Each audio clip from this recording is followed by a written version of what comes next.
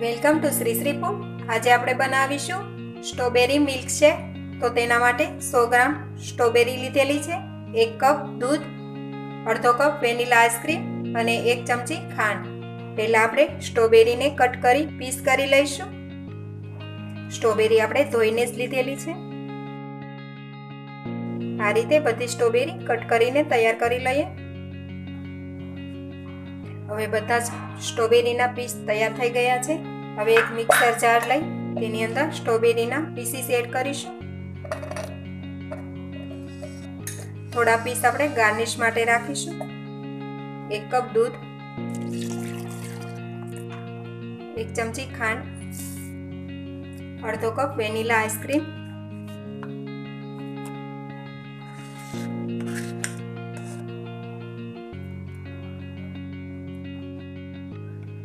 હવે તેને આપણે ક્રશ કરી લઈએ।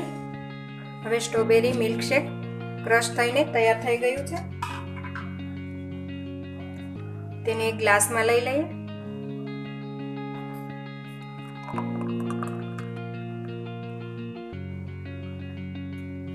તેની અંદર સ્ટ્રોબેરીના પીસ રાખ્યા હતા તે એડ કરીશું।